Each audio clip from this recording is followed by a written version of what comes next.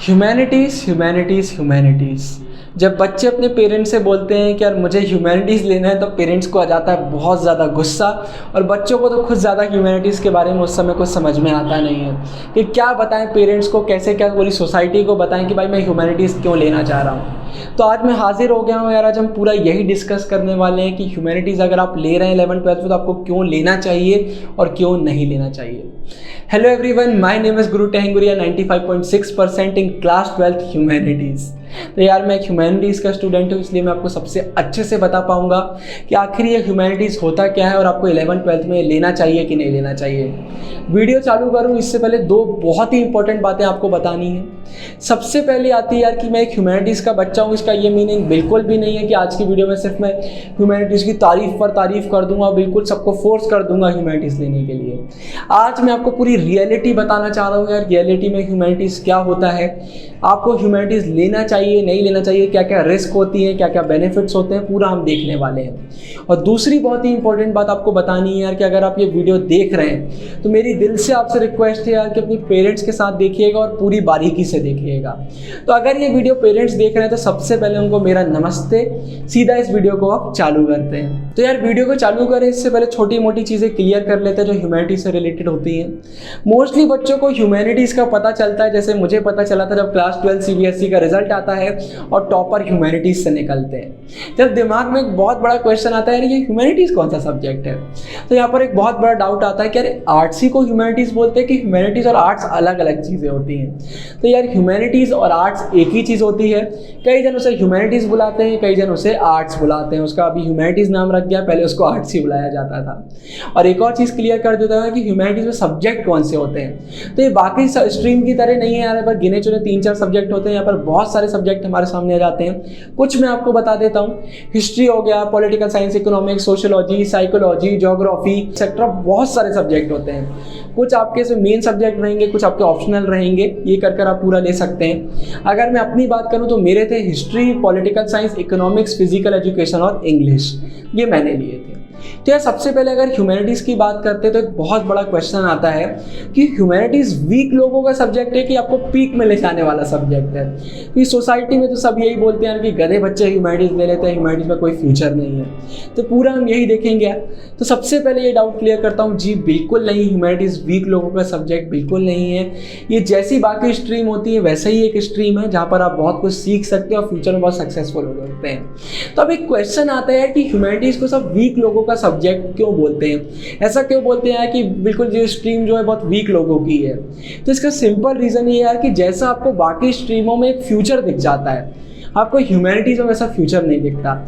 इसका simple example है कि अगर कोई लड़का है वो बोलता है मैंने मैथ साइंस लिया है, तो सब क्या बोलते हैं, ओ इंजीनियर बनोगे।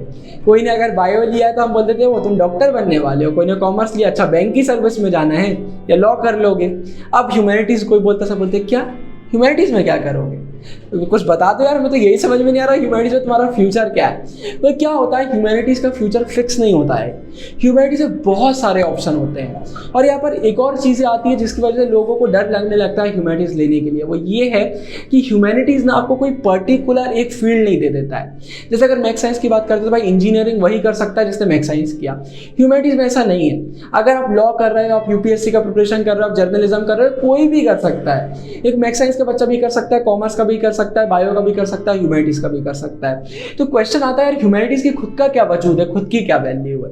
तो यार ह्यूमैनिटीज़ की एक बहुत बड़ी वैल्यू मार्केट में है। वो सिंपल ये है कि जैसे हम एक एग्जांपल ले लेते हैं यूपीएससी का।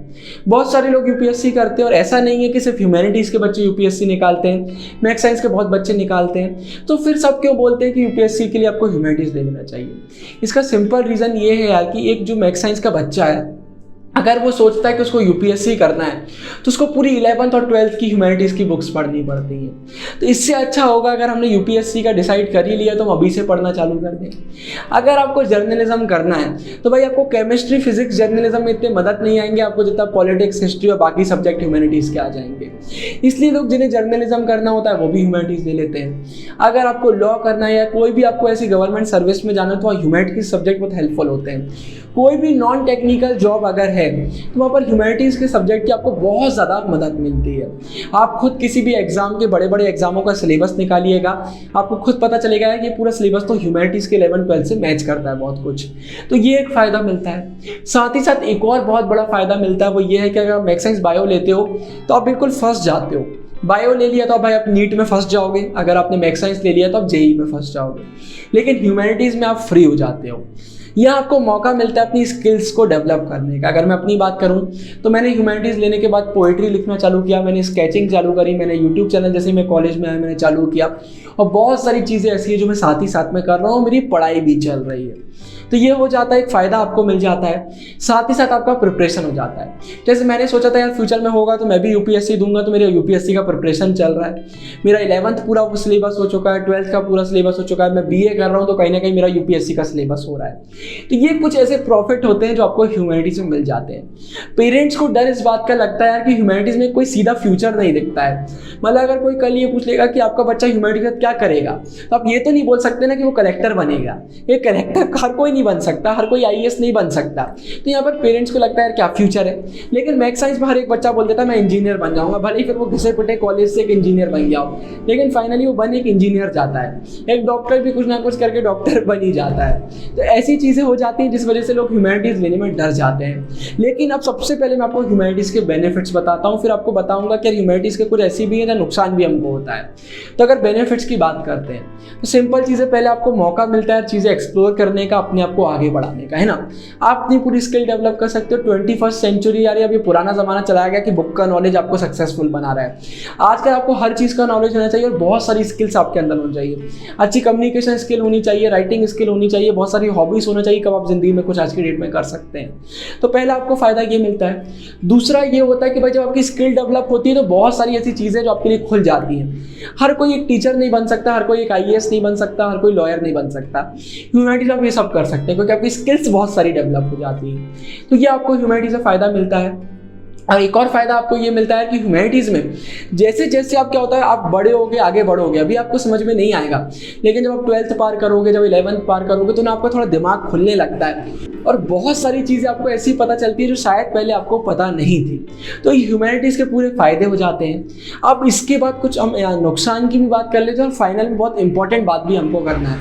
अब नुकसान की हम बात ये कर लेते हैं यार कि मार्केट में ना ह्यूमैनिटीज़ का भी एक नेगेटिव साइड आ गया।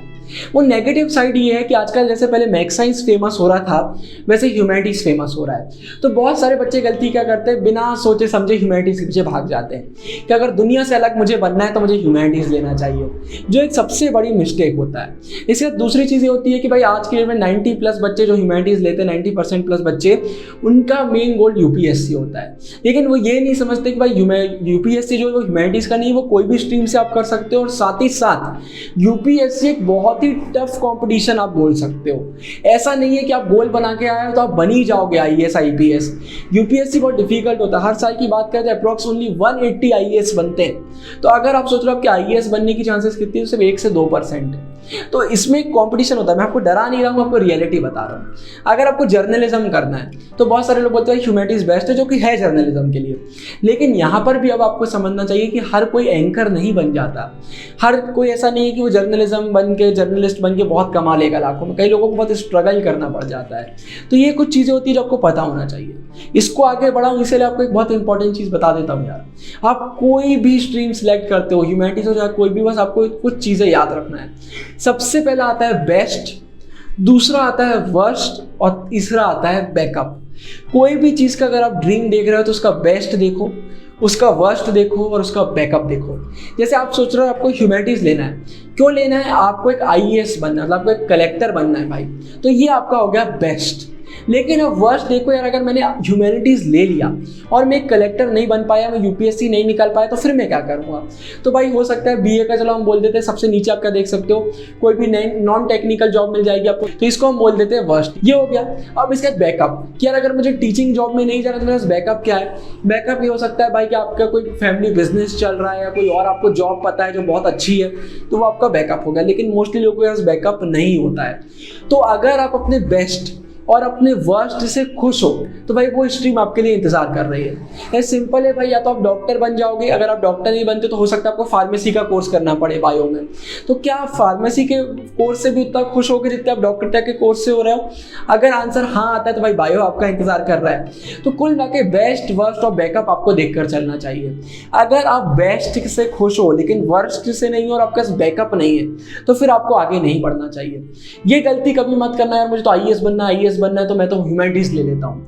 आपने ह्यूमैनिटीज ले लिया लेकिन भगवान ना करे और अगर आप आईएएस नहीं बन पाए तो फिर आप क्या करोगे?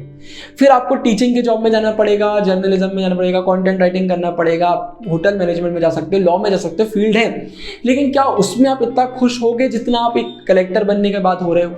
अगर आंसर हाँ आता है तभी आपको ह्यूमैनिटीज में आना है, क्योंकि ह्यूमैनिटीज में आज भाई बहुत कंपटीशन बढ़ चुका है। तो ये एक आता है भाई जो नुकसान वाला एरिया हो जाता है। तो अगर कोई मुझसे बोले बहुत इंपॉर्टेंट बता रहा हूँ कि ह्यूमैनिटीज किसको लेना चाहिए, तो मेरी नज़र में 2 टाइप के बच्चों को ह्यूमैनिटीज लेना चाहिए। सबसे पहले आते हैं वो बच्चे जो कि एकदम टॉपर ही है भाई।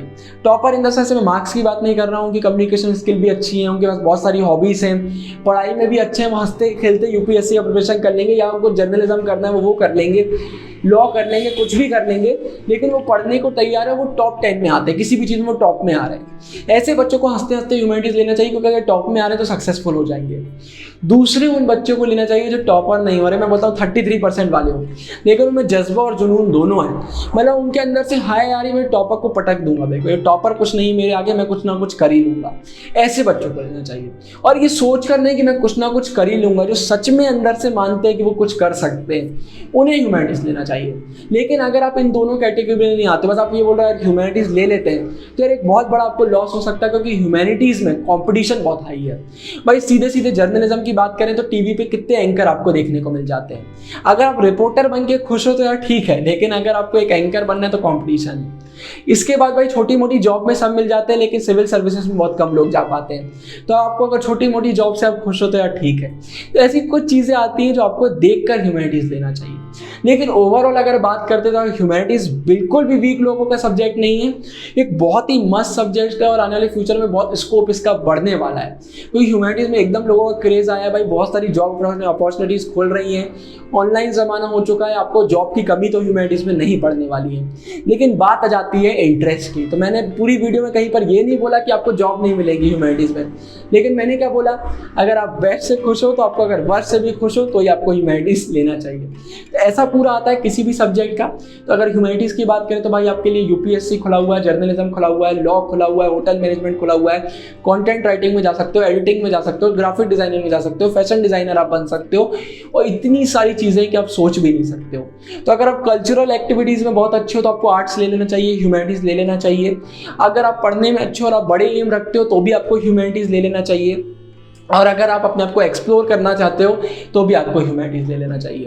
तो ये पूरा ह्यूमैनिटीज़ का यार छोटी सी दुनिया आती है, बहुत ही प्यारी ये दुनिया है। तो अगर पेरेंट्स ये वीडियो देख रहे हैं तो आई होप आपको भी सब क्लियर हो गया होगा यार कि ह्यूमैनिटीज़ कैसे लेना चाहिए।